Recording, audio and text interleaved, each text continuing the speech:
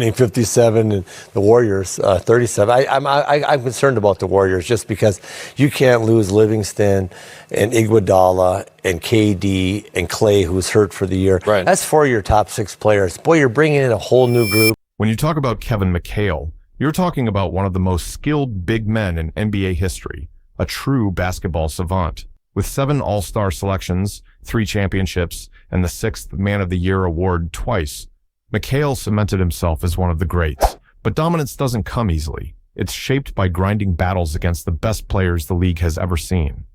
Across his legendary career, McHale faced off against competitors who tested his mettle and skill to the limit.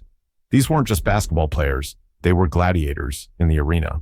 So, let's jump into the 6 players Kevin McHale considers the toughest of his career. But before proceeding, please take a second and hit that subscribe button and like this video. This will mean the world to us. Thanks. Charles Barkley, the relentless force. Few players in NBA history harnessed the type of energy that Barkley brought to the court every single night. Standing at just 6'6" and playing the power forward position, Barkley defied conventional wisdom about size and dominated in ways that felt almost supernatural.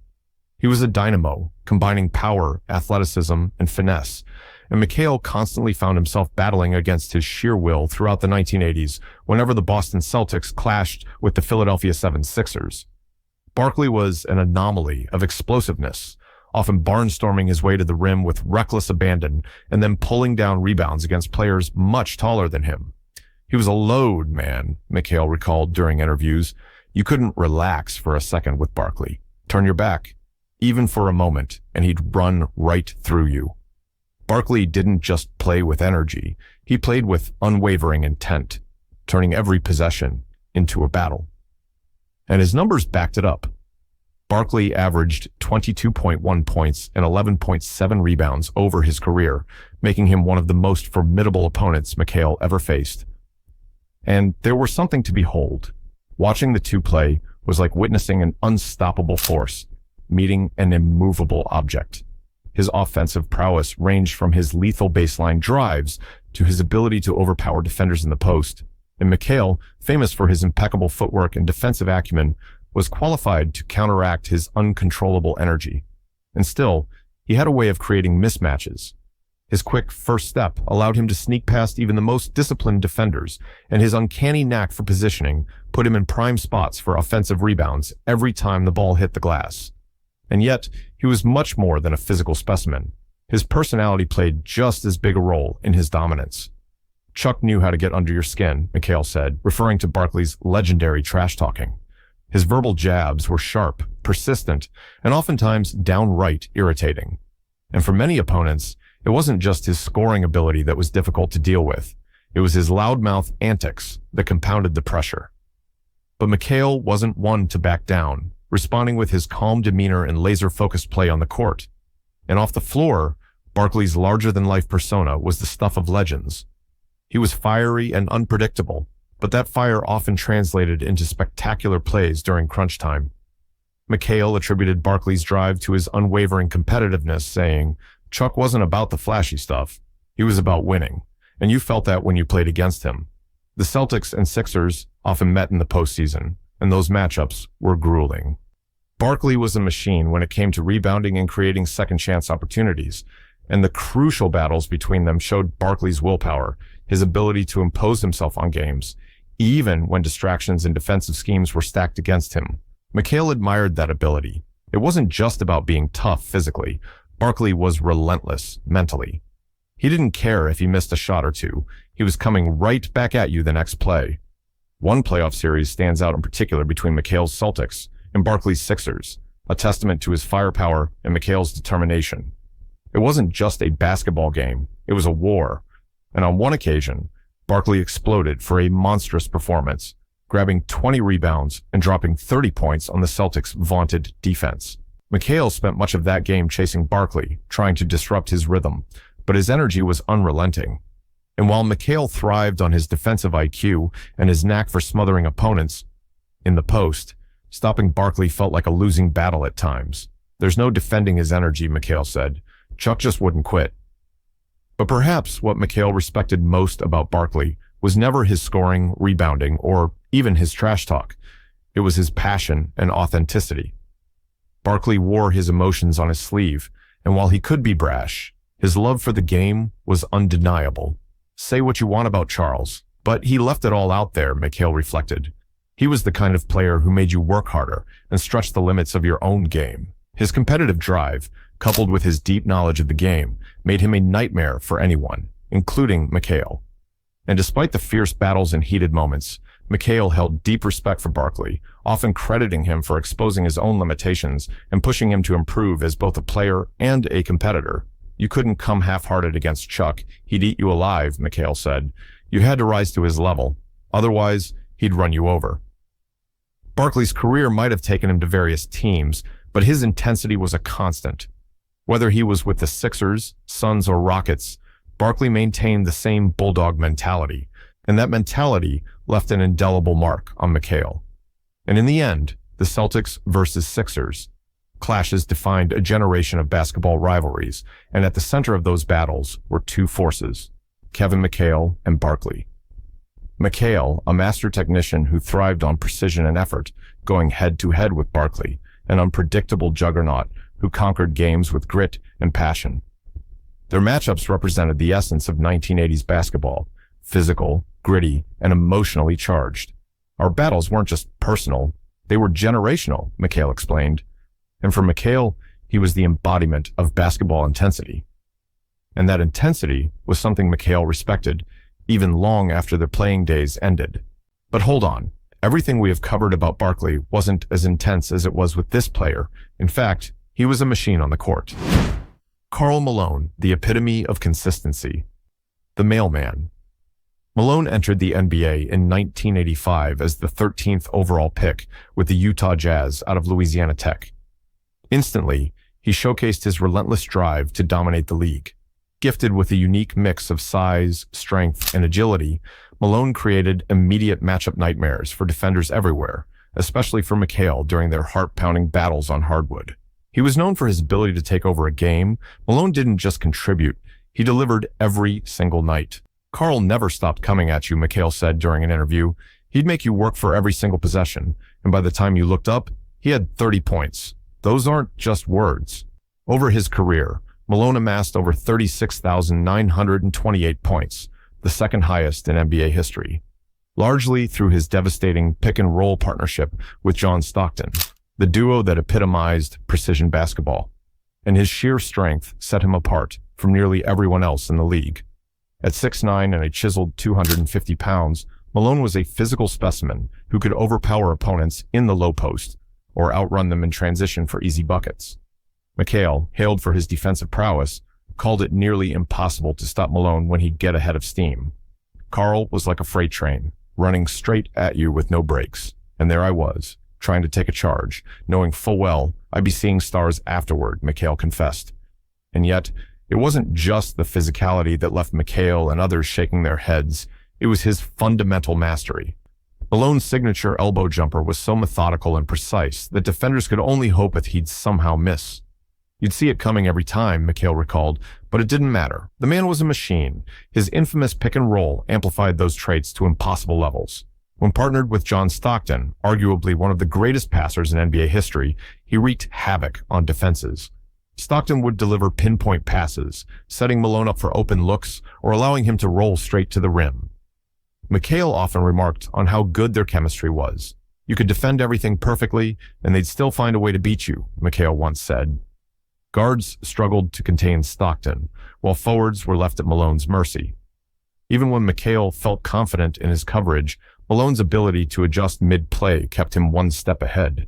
And watching Malone and Stockton dominate over their 18 seasons together solidified their legacy as one of the most lethal duos in NBA history, competing in 2 consecutive NBA Finals against MJ's Chicago Bulls.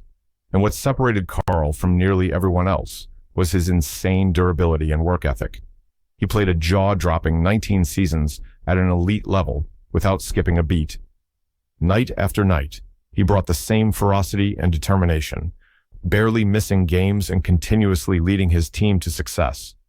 Man was a machine, and you had to bring your best every game, McHale said. It wasn't just talent. You could see how much work and preparation he put into his game and his body.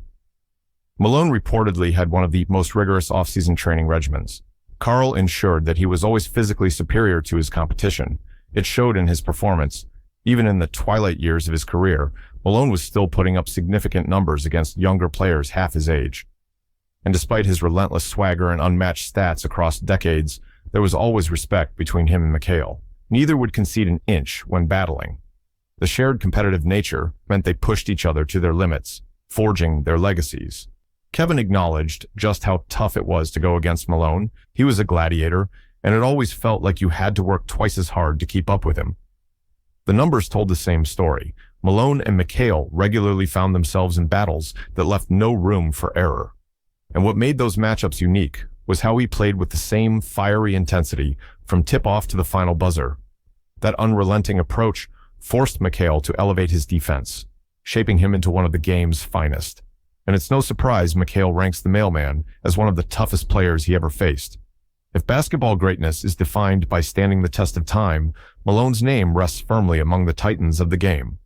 Now, we move on to one of the greatest players of his era. In fact, without his presence on the court, the Celtics wouldn't have won a title. Larry Bird, the ultimate competitor. If ever there was a player who defined the essence of competition, it was Bird. McHale didn't just admire his skill, he often looked to him to measure greatness against. Their relationship was one built on the mutual understanding that their shared battles in practice fueled their success as legendary Celtics teammates. Bird was hardwired to win. Larry treated every single possession like it would decide the title, McHale said, highlighting Bird's ironclad will and obsession with basketball perfection. Every game was a war zone for Bird, and even the casual games on the practice court took on a championship-level intensity when the two squared off. He could score from just about anywhere, and he knew it, McHale reflected with a grin. Their shared moments gave McHale a glimpse at just how tough Bird was. Not just as a player, but as a competitor. He didn't just rise to greatness. He earned every bit of his legendary status through unwavering work ethic and supreme confidence. Coming from the small town of French Lick, Indiana, Bird hailed from humble beginnings, which helped shape his grit. He didn't grow up in a basketball powerhouse environment. In fact, his early journey wasn't easy. He clashed with coaches at Indiana University and withdrew from school before transferring to the lesser-known Indiana State University. And yet, with unmatched focus, he rose to national prominence, transforming himself into one of the most prolific collegiate players. He put his school on the map, pushing them all the way to the NCAA championship game in 1979, where his Indiana State squad faced off against Magic's dominant Michigan State team in what has been widely regarded as one of the most iconic college matchups ever. His tenacious style of play became the hallmark of his career, propelling him into the NBA as the Boston Celtics' 6th overall pick in the 1978 draft, and solidifying a rivalry with Magic that defined the league for over a decade. And when Bird entered the NBA, it was clear that the league had never seen anyone quite like him before. One of the most defining aspects of Bird's dominance was his basketball IQ. It was never just how he scored, but how he controlled the game. Bird played chess while others played checkers. McHale, who saw firsthand the impact of his mental and physical prowess in practice, recalled how infuriating it was to try and defend him. I used to tell myself, he's going left, don't let him go left. And somehow he'd still hit that jumper going left, McHale said during one interview. And his career stats screamed excellence. Averaging over 24 points, 10 rebounds, and 6 assists per game, Bird didn't just excel, he dominated. And those numbers alone don't capture the essence of his greatness. What truly set him apart was his ability to thrive under pressure, especially in clutch situations where others faltered. And off the court, Bird was reserved, calculated, and focused. He didn't chase fame or media attention, often preferring to let his game do the talking. But that quiet demeanor could fool opponents into thinking he had no edge. A tactical trash talker, Bird would often deliver cutting one-liners to his competitors mid-game, including McHale himself in practice battles. Once he cocked that eyebrow up, you knew the insults were coming, McHale joked. Bird once famously told an opponent who was guarding him during a game, "I'm going to hit the shot right in your face." And there's nothing you can do about it. He did exactly that. Countless stories exist of him taunting players before draining impossible shots, making his rivals feel powerless. And of course, His unmatched competitive fire also translated into some of his most iconic moments. One that McHale will never forget is Bird's masterclass in Game 6 of the 1986 Finals. With the Celtics needing a crucial win over the Houston Rockets to take home the title, he exploded for 29 points, 11 rebounds, and 12 assists. He treated the finals like any other possession in practice, tight, focused, and unrelenting, McHale said in admiration. Those performances didn't just bolster his legacy, they inspired McHale and the rest of the team to believe they could win no matter the odds. And by the late 1980s, his body began to fail him due to lingering back injuries that threatened his career. And yet, Bird refused to give in to the physical toll. He played through unrelenting pain, showing up for his team even when most players would have hung it up. It was a testament to Bird's iron will that he was able to maintain his elite production through adversity.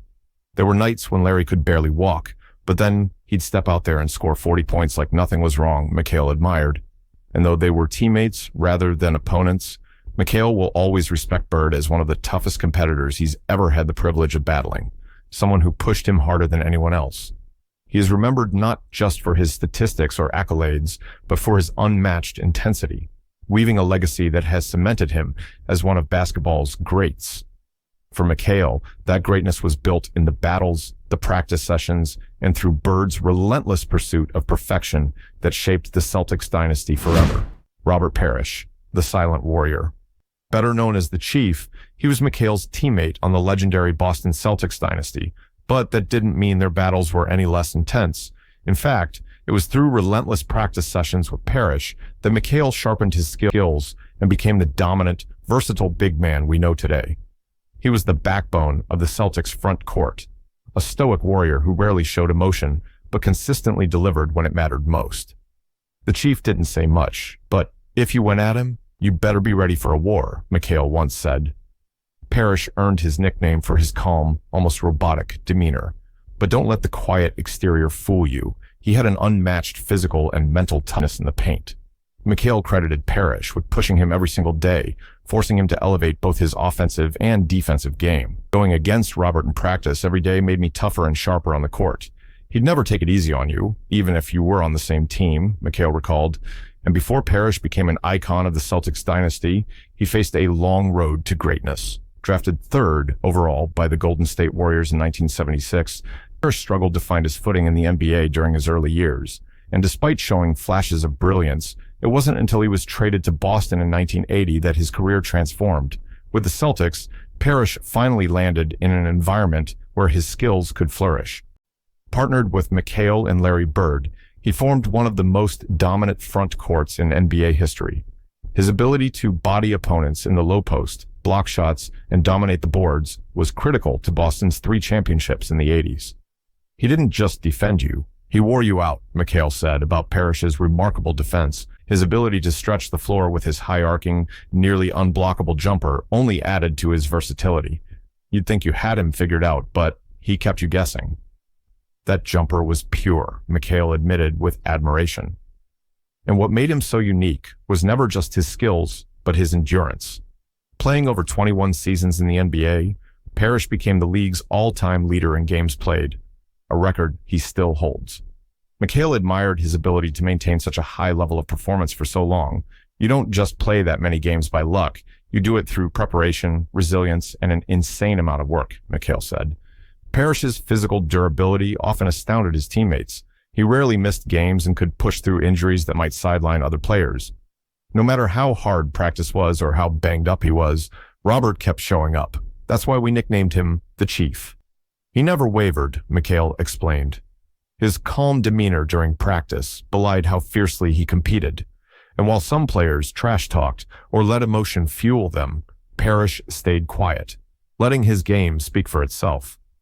McHale often joked that battling Parish during practice felt like playing against an opponent in the playoffs.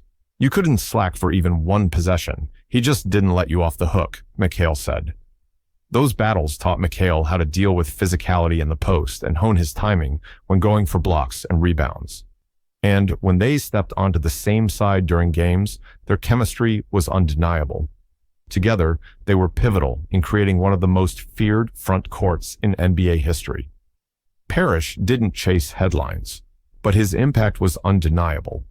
People talk about Larry and me all the time, but Robert was the glue. He held everything together, McHale said. Parish may not have been the loudest personality, but he brought the Celtics exactly what they needed: consistency, toughness, and a winning mentality. And for McHale, those battles against Parish, whether in practice or during games against other opponents, were instrumental in shaping his legendary career. The next player meant disrespect when trash talk. In fact, he was one of the best rebounders. That's why McHale considered him as the toughest guy on the court. Moses Malone, the rebounding powerhouse. His journey into basketball greatness is one for the books.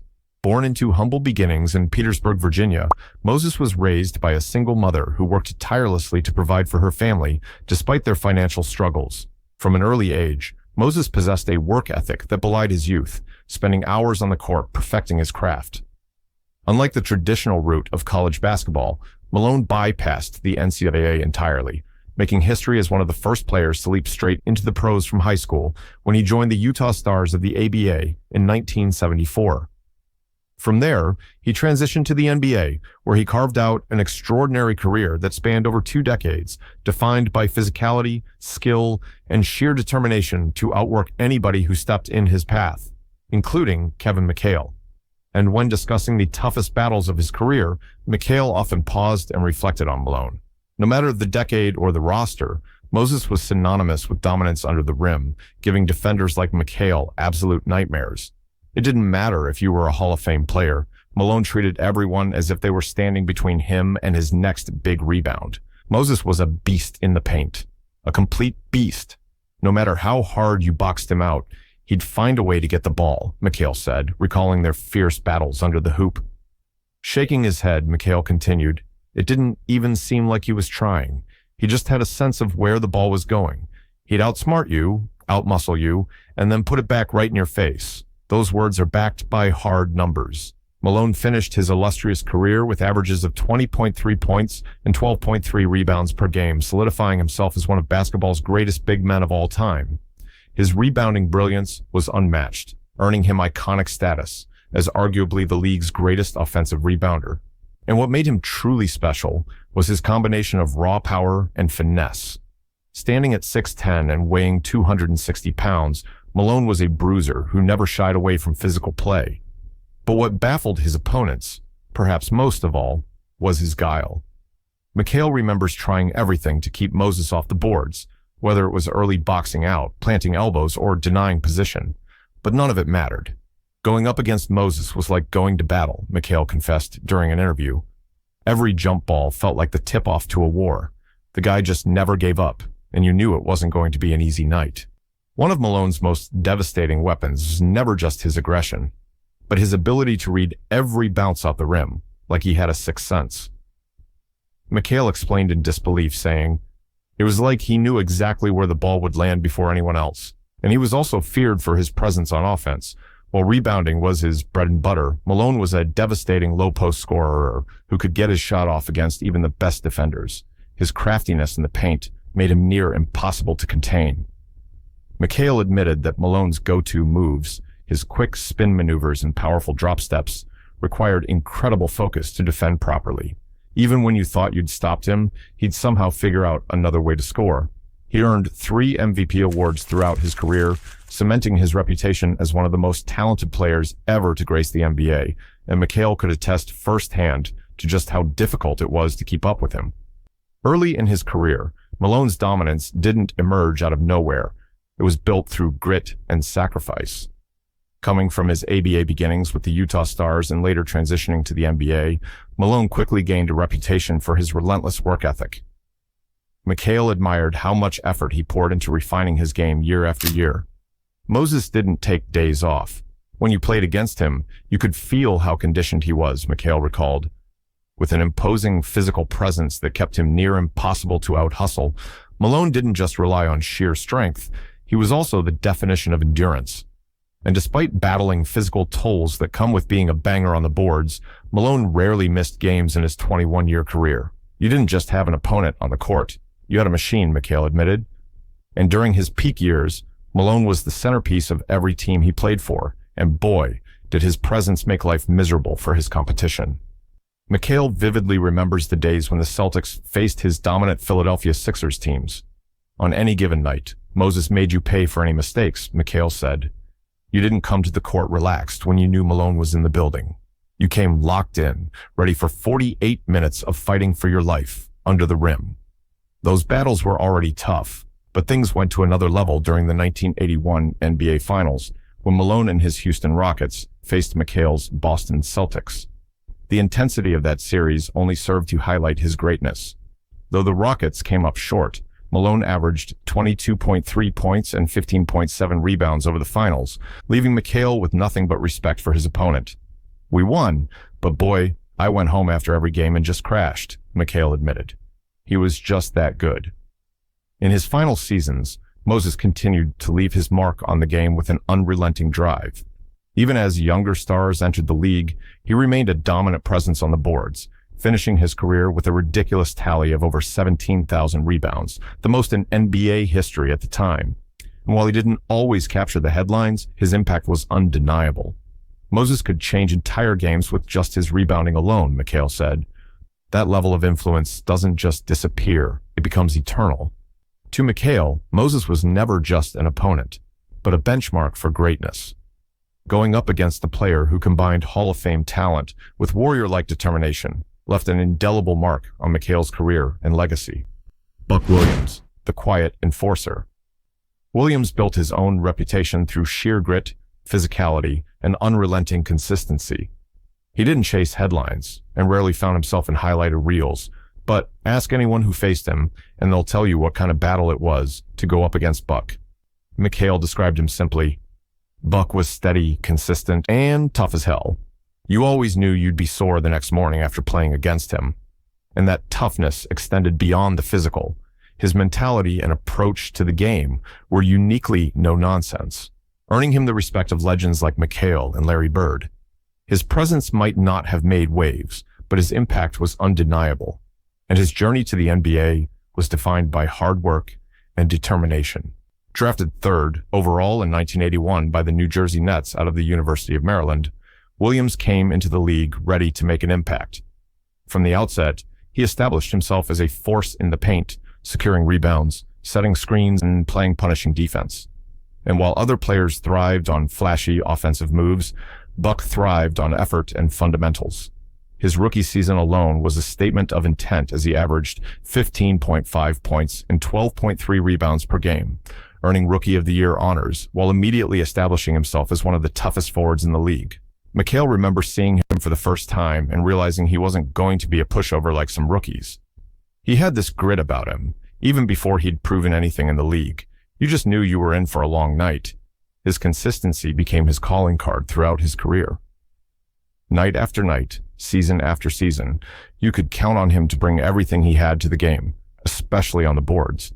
And over the span of his nearly 2 decades in the NBA, he averaged an impressive 12.5 points and 10 rebounds per game, becoming known as one of the most reliable rebounders of his era. He wasn't just grabbing rebounds, he was fighting for them. McHale often found himself in brutal battles for position with Williams, trying to beat him in the trenches while still managing his own offensive responsibilities. Buck would make you work for everything, McHale admitted, and offensively, he wasn't a go-to scorer, but he maximized his opportunities while rarely forcing mistakes. His jump shot was reliable, his finishes near the rim were efficient, and his ability to set up teammates was often overlooked. And yet, what set him apart was how he played within the framework of any team he joined. Whether it was the New Jersey Nets, Portland Trail Blazers, or New York Knicks, Buck embraced his role. He never demanded extra touches on offense, never tried to overshadow stars, and never compromised his effort. And while his offensive game rarely stole headlines, his defense made him one of the most frustrating players to deal with. McHale often praised his defensive instincts, not just for his ability to block or contest shots, but for how well he could anticipate plays and position himself accordingly. And his career might not have been defined by MVPs or championships, but his legacy as one of the toughest players in NBA history speaks volumes. Williams brought the kind of toughness to the court that transcended stats or flashy plays. He was the glue guy and the enforcer who never wavered in his dedication to the game, earning the respect of legends like McHale, Bird, and countless others. For McHale, there's no doubt, Buck Williams was tough as hell, and no one left the arena without feeling it the next morning. And through these legendary matchups, McHale's greatness emerged as one forged in battle. These players pushed him mentally and physically, forcing him to outthink and elevate his game. And for McHale, greatness wasn't simply about winning rings. It was about competing against the best and earning their respect. And these players defined exactly that. All right, that's all for today. Don't forget to hit that subscribe button, and I'll see you in the next one.